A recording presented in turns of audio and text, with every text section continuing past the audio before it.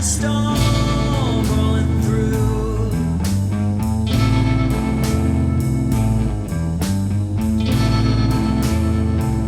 The tops of the trees are swaying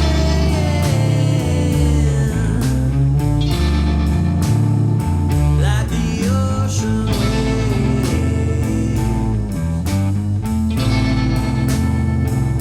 I see a storm rolling through, baby, when you're near.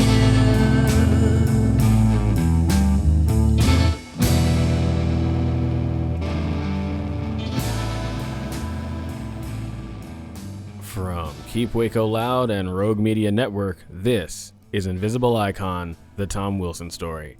I'm your host, Travis Scott, and on today's episode, we conclude the phone call between executive producer Zach Burke and Tom Wilson III. Today's episode is the second part of a two-part episode, so if you haven't gotten a chance to listen to the first part of this phone call, we recommend taking a few minutes now to go ahead and listen to that.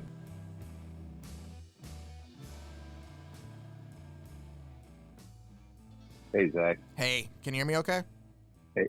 I wanna, I can hear you fine. I wanna give you some kudos, and I know that I'm obviously not much older than your son because I'm only 32, but you have, just from that short conversation there, I can tell you that you have a really good son. I enjoyed talking to him, and just, you know, the way he talked, the way, just everything about him. It seems like he's headed places, I feel like. So Oh yeah, no, he stands on shoulders, baby. He stands on shoulders. I'll try to wrap this up. Then I just had a couple more questions, kind of regarding the end of your dad's life, because there's not much there. From my understanding, he had Marfan syndrome, correct? Yes.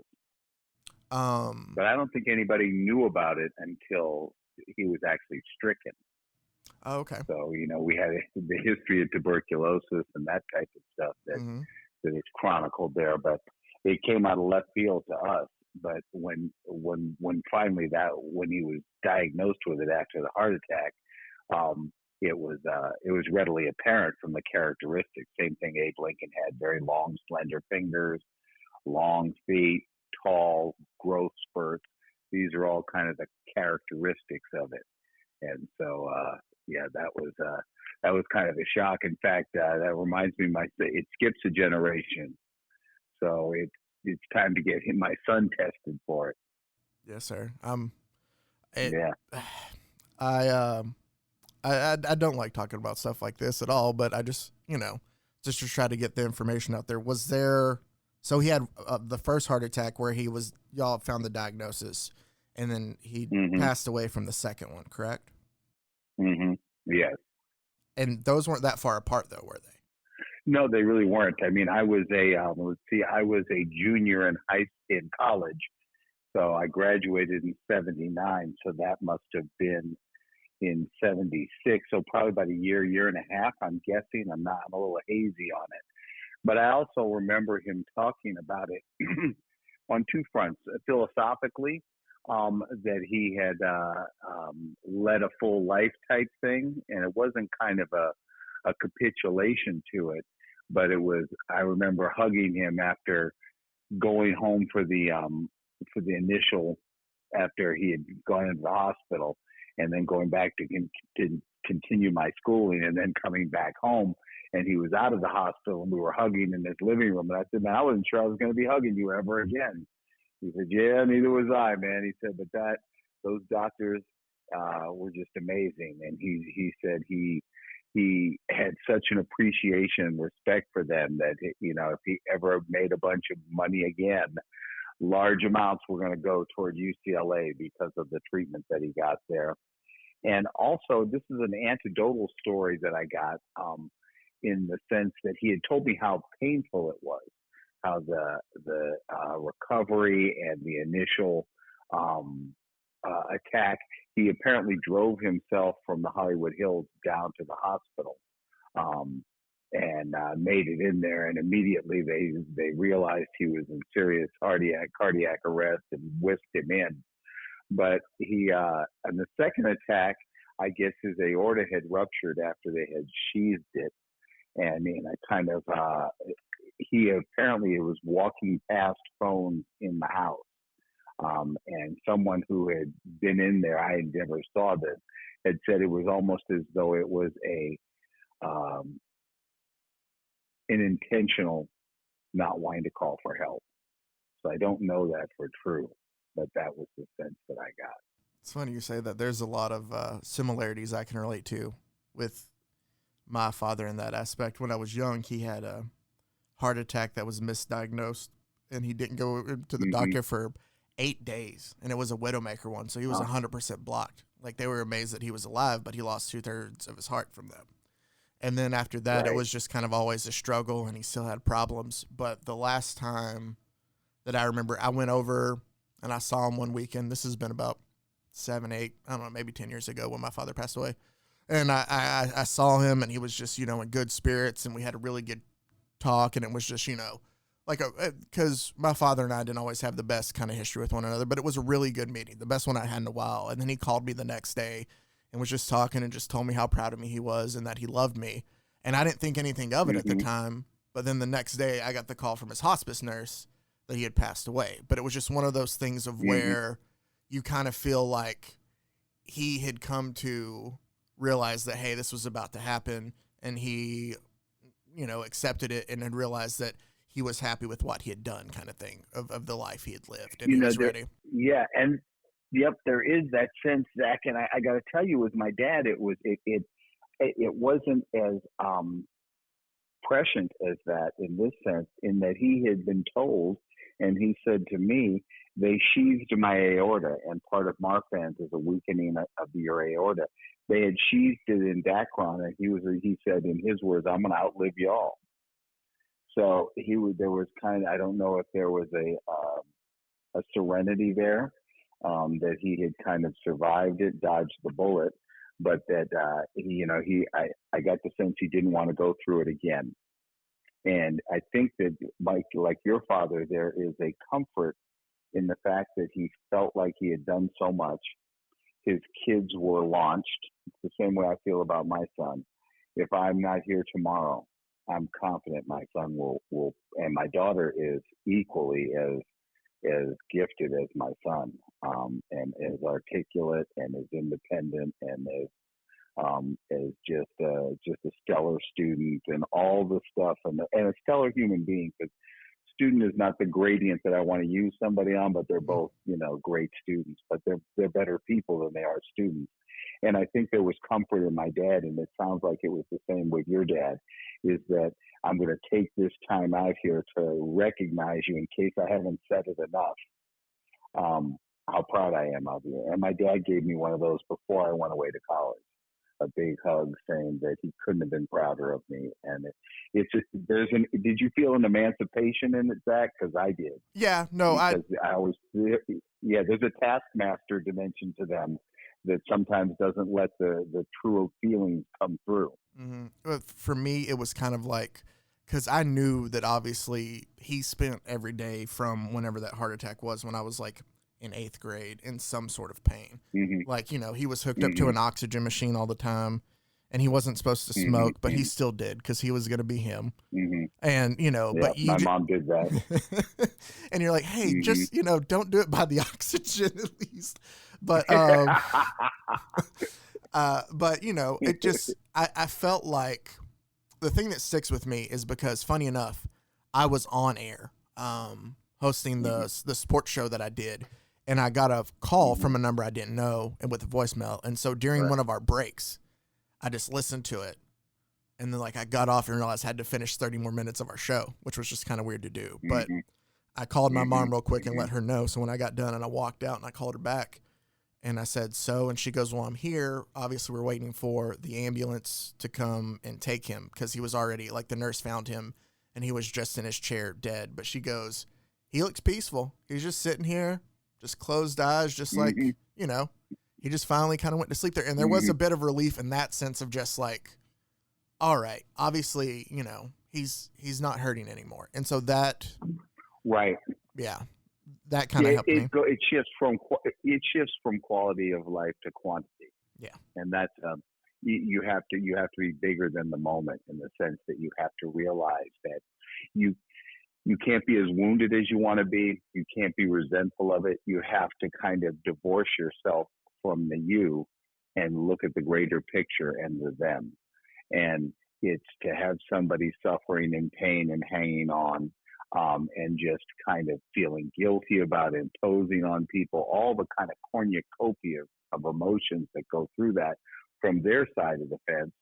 And on the other side of the scale is, boy, I don't want to lose my dad. You have to kind of step back from that. And that's what I meant about the emancipated part of it too. Yes, sir. When they kind of pass the torch to your psyche, if you will, when they say, yeah, my dad validated me, something that he may not have been as articulate or skilled at doing in the past. He mustered it up. He nutted up at the right time and did it. And it's there's real value, there's comfort, and there's a serenity in that. Yes, sir. I completely agree with you there. I've heard that Bob Dylan was at the funeral. Did anybody else? Well, it was a service. Yeah, there was a service in Los Angeles, and he was there. There was a lot of people there, and it was such a blur to me. I must confess, I don't know the roster of folks that was there, but I know he was there. That's totally understandable. I wanted to ask if you know why, because your dad's buried here at the Doris Miller Memorial Cemetery, and the date on his headstone is incorrect. It says 76 and not 78. And I didn't know if you knew anything about that. That again, my grandmother, there was a duality to his existence. There was LA and there was Texas.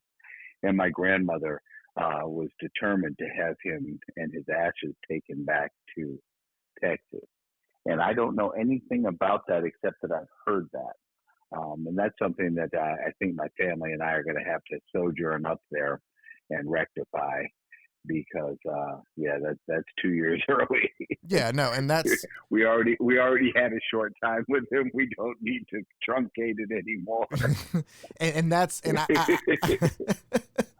I bring that up too because that's one of the things that we've wanted to get fixed here too.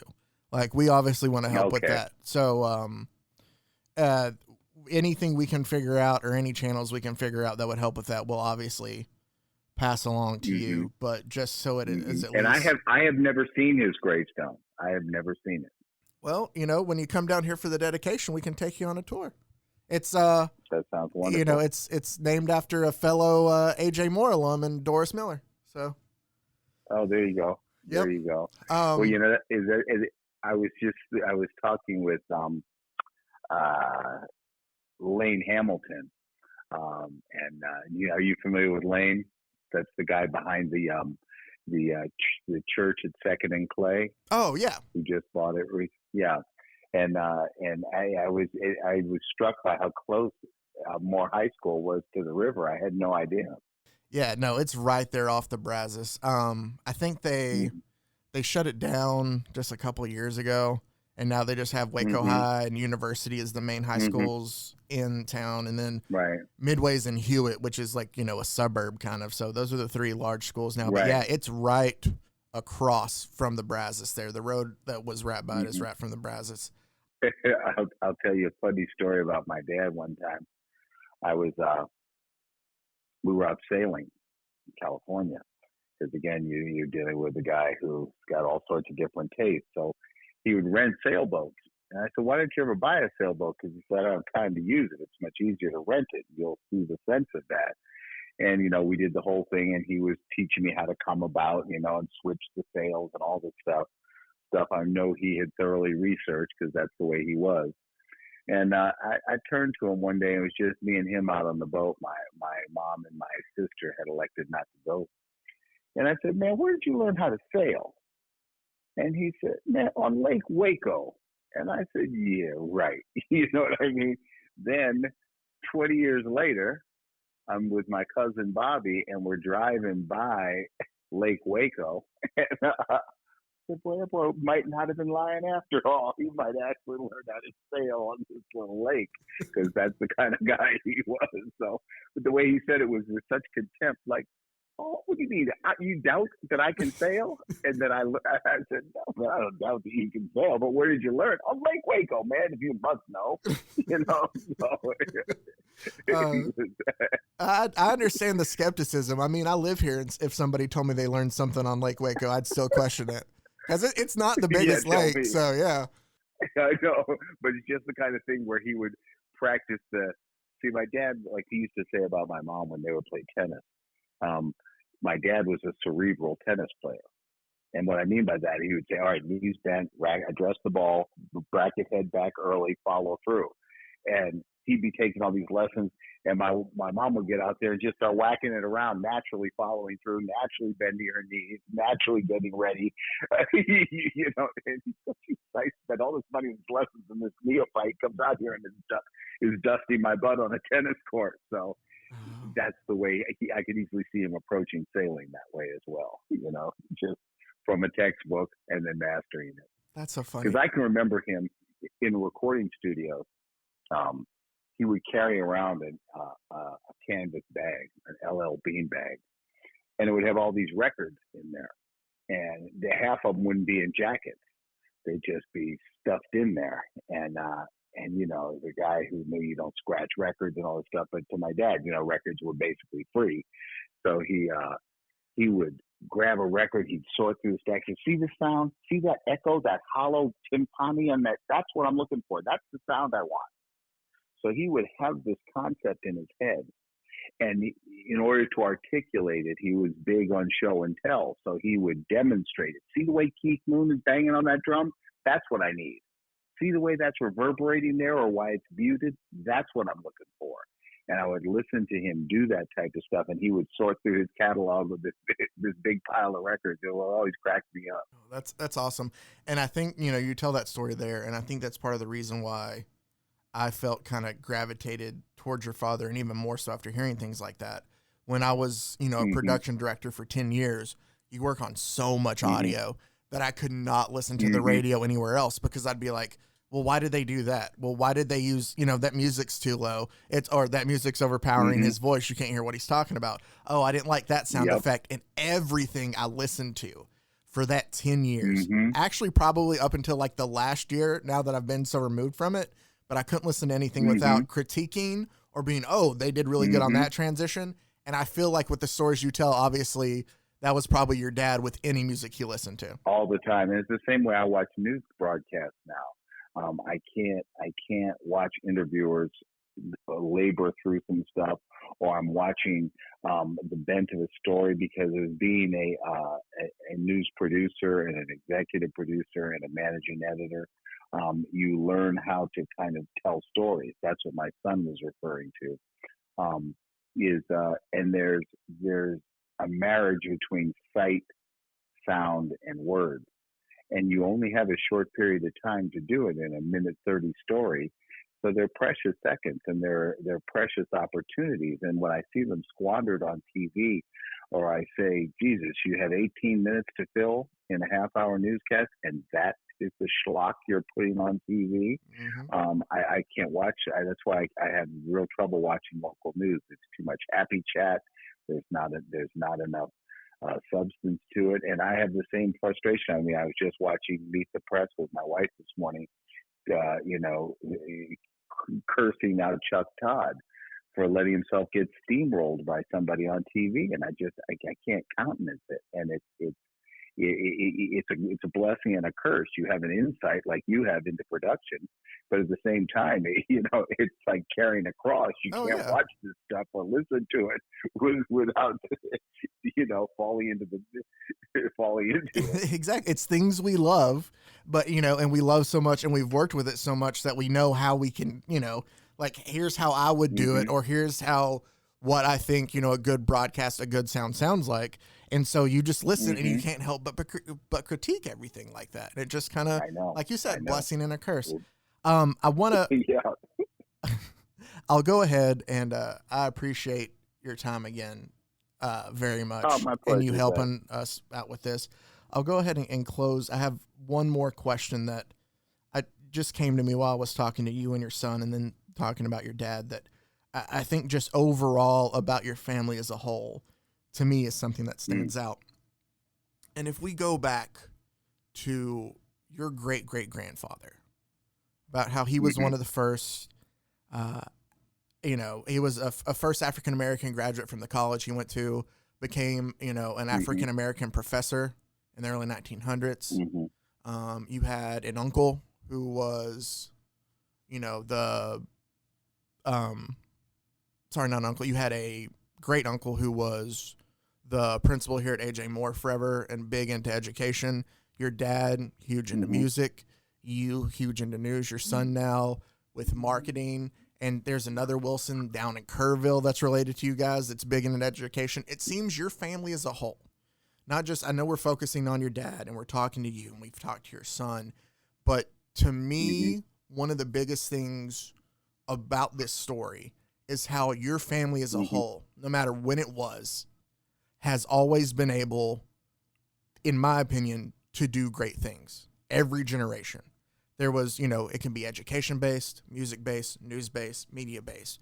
But your family as a whole just seems to be full of people who are able to do things on another level. And I think that that's just kind of impressive and something that I would think that you would have to be kind of proud of for your family as a whole. You can't help but be, but it's almost like there's a lottery dimension to it. That's the first thing that came to my mind when you were saying that, because you're dealt a hand. And when you have such a rich foundation and you have such a kind of intrinsic expectation that you're going to do well. I mean, I can remember my dad telling me from the time I was 5 years old, I don't care if you're a ditch digger, you're going to be a great ditch digger. You're going to be the best ditch digger. And the adage in the black world of from whom much is given, much is expected, that you have an incumbent responsibility to kind of shine because you've been dealt such a good hand. Now, the hand may have been dealt in a burning building, but it's still a good hand. Meaning you may be in a racist society, you may have impediments against you, but at the same time, you have been given a lot of advantages. And that's the kind of thing where I applaud my family roots. They're venerated and I appreciate them, but it's a blessing. It's a blessing, and it's truly the luck of the draw. And it's up to me. It's like someone handing you a bowl of water. And it's up to me to hand it to somebody else without spilling it or dropping it. And so if I can do that, I've done my job. And I feel like my dad felt he had done it. I'm feeling like I'm doing it with my kids, and I'm most confident that my kids will do it. And I can remember just an idea of, to give you a perspective of kids, my son said to me when he was in the 5th grade, and it hit me like a slap in the face. He says, "Dad, am I going to go to college?" And I looked at him, and I wasn't sure if he was teasing me or not. And so I looked at him, and when he was looking at me with those doleful eyes of, a 9-year-old or whatever he is, I said, "Son, it's just a matter of where you're going to college, not whether you're going to college." And he looked at me and he said, "Really?" I said, "I promise you." And it's the same type of thing that was, the expectation is there. The gifts are given. I'm married to a woman who has that same family. I mean, is the same devotion to our kids. The success of my kids does not just spring from the Wilsons. It springs from the Ricketts, which is my wife's maiden name. And I often tell people I married into the Huxtables. And when I say that, Dad was a surgeon, Mom was a pharmacist, the first Black pharmacist at Duke in history. So they walk.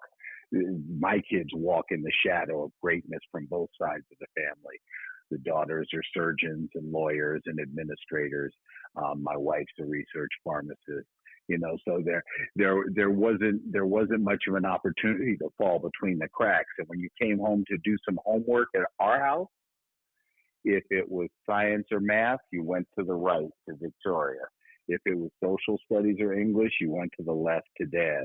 There was no one going to drop the ball at our house. And it's something something we're very proud of and we're very confident in, and we know our legacy is intact through our kids.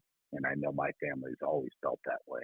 That's just such a great response. I listen to that and I think to myself that, you know, that's what I want to be, obviously, for my kids and help them grow towards that way. I got to tell you, Tom, listening to your stories, you talking to Lindsay, you just talking to me now, I can't explain to you how much I just enjoy sitting here talking to you.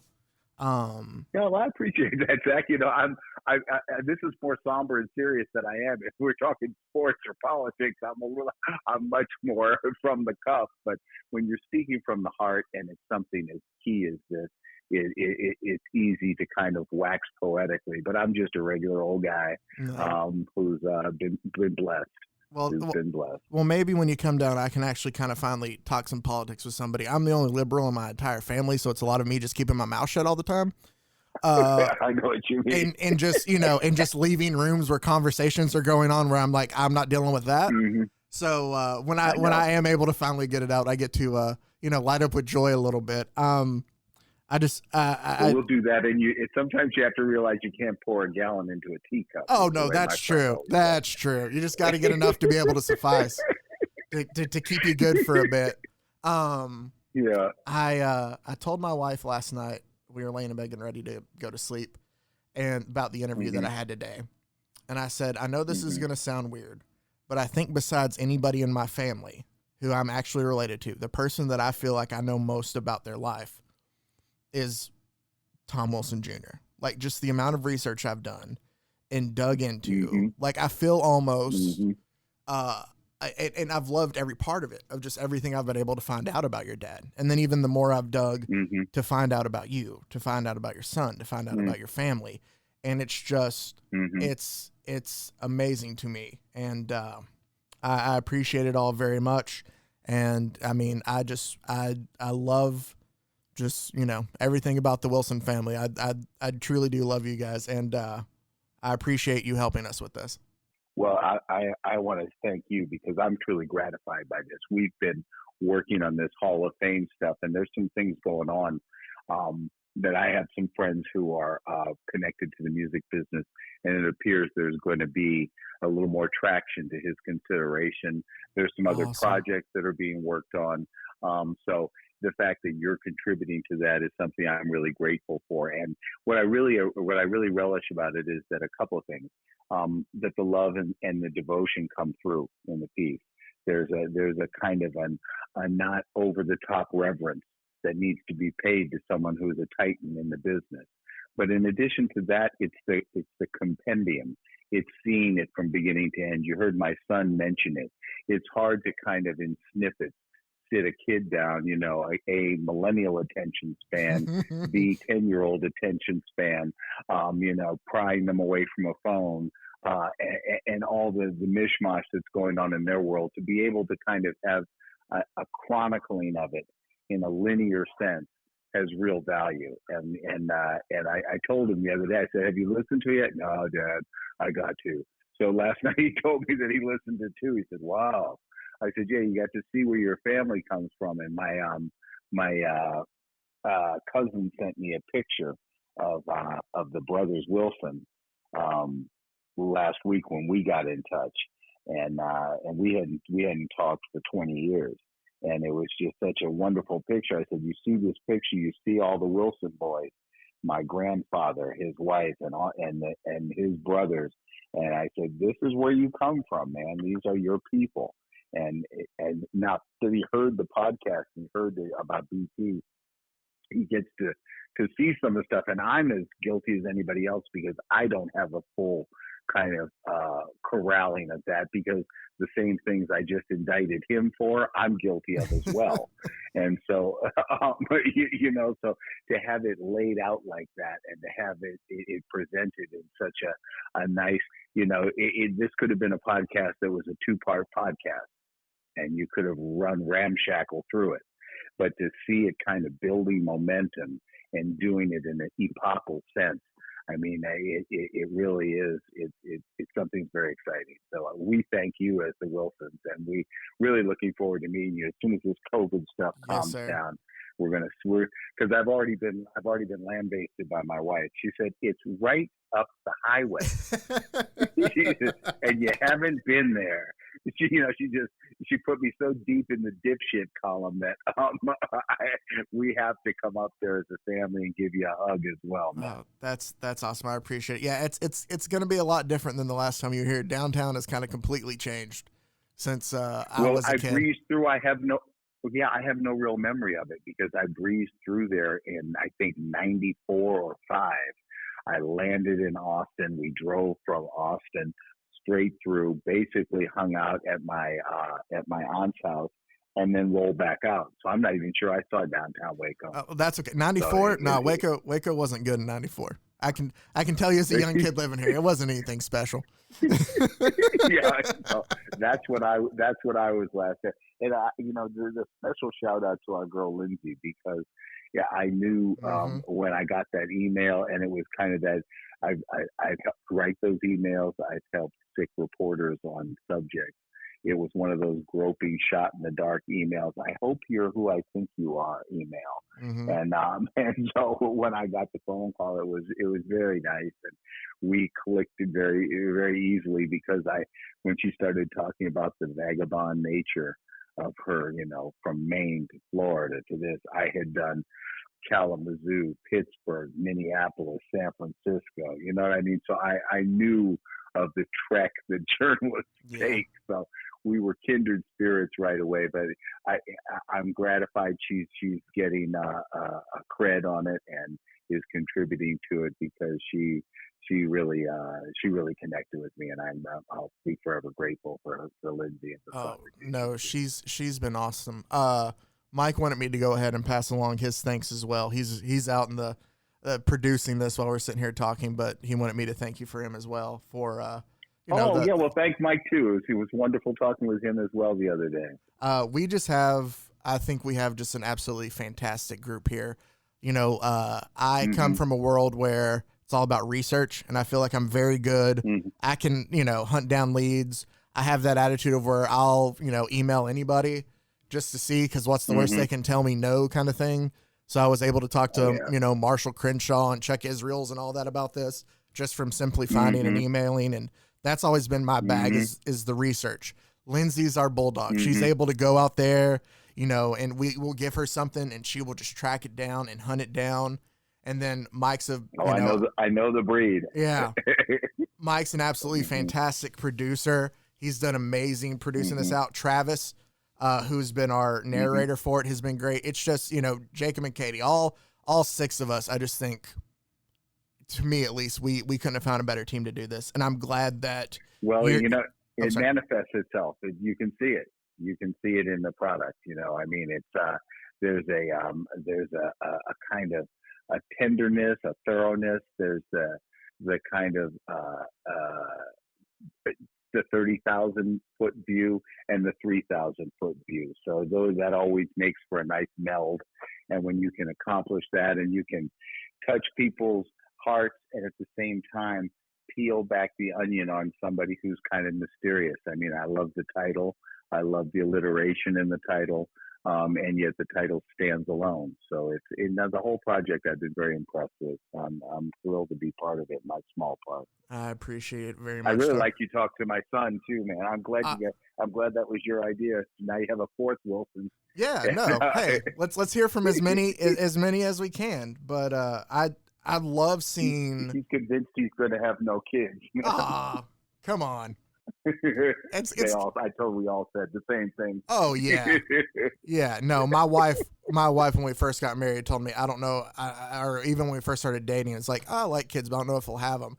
And now we spend all this year talking about, well, what if we do? Oh, we could do this and we could do this, and she's planning homes and putting children's rooms in there. So it always changes. It always changes. Yes. But I'm sorry I interrupted you. You were talking about having talked to him. Oh yeah, no, I love just getting, as many generations' views on things. And I think it's great, obviously, because what we've been trying to do, obviously, with the story, too, is not only, tell the story of your dad, but also relate it to everything that's, going on now. And I think having, his voice kind of adds to that because. Yeah, he definitely has a different perspective on it. And, you know, when when I talk to him, he's the embodiment of something that we've always said and something that I passed down from my dad, which was just get me to the interview. I'm not worried. And it's just, he has that same confidence. I mean, you know, a lot of people would start being ham-handed, and I'm talking to somebody and they're interviewing me. Oh my God, what am I supposed to say? None of that. It's not, you know, it's like I set him down to do an oral report when he was a kid, and he had his stuff written out. And I said, oh, no. And he said, what do you mean? I said, no, you're just going to tell people what you've learned. He said, Dad, I said, this is a lot. And he's like, I think he's in the 7th or 8th grade. And I said, well, you're allowed cue cards then, the talking points, but no sentences. And he goes, Dad, I can't do that. And I said, let me put it to you bluntly, brother. And he said, what? I said, Wilsons don't give speeches that way. And I said, and he goes, well, what do we do? And so I sat him down, and he was giving a talk on the healthcare plan. And it was his seminal project for the 8th grade. And so what I did was I put the talking points on cupboards, and we opened up the cupboards, and it had to be a 20-minute speech, and the bullet points were written up there. And I said, and I sat him down. I said, here's how this is going to go, man.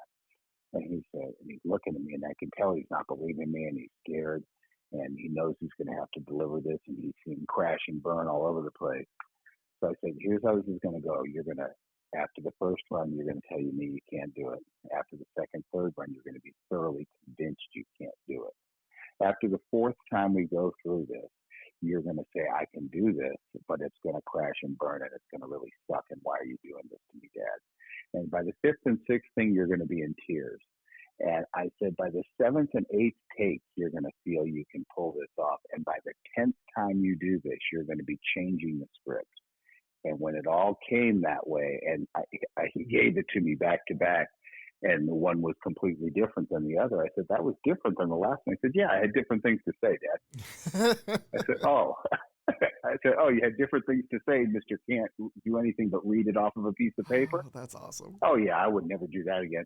So I told him, I said, so he was talking about kids in his class one time, and I was saying, he said, but they're so smart. They're in computer sciences. They're doing this. I said, yeah, and their hands are leaking if they have to say 2 sentences in front of 10 people. Mm-hmm. I said, are you ever scared of giving a report? Are you ever scared of talking in public? If you have to stand up and make a presentation, are you scared? He goes, no. I said, that's a gift. I said, that's something that's a distinguishing character trait that you have. I said, that's as valuable as anything else. When you can distill information and make a persuasive argument and imply critical thinking to something, that's powerful. And that's what that's what came across to you. Mm-hmm. Because that's the way he is. My daughter's the same way. It was great. It was great. I absolutely appreciate you giving us some time your Sunday afternoon. And hey, my pleasure, man. Anytime. Give me a holler anytime. Say hi to Michael. Say hi to Lindsay. Looking forward to the next episode, guys. Yes, sir.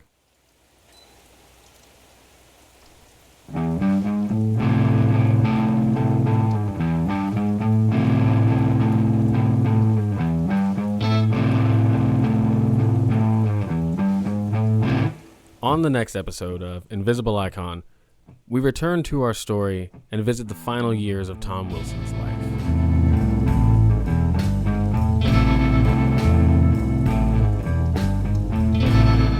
This podcast is produced by Rogue Media Network. Our executive producers are Lindsay Littman, Zach Burke, Jacob Green, and Katie Selman. Our director is Mike Hamilton.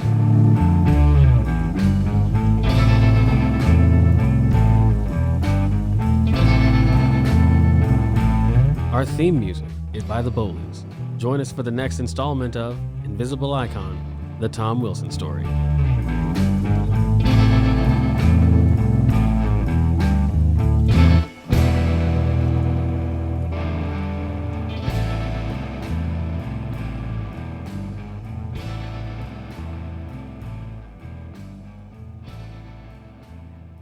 This has been a Rogue Media Network podcast.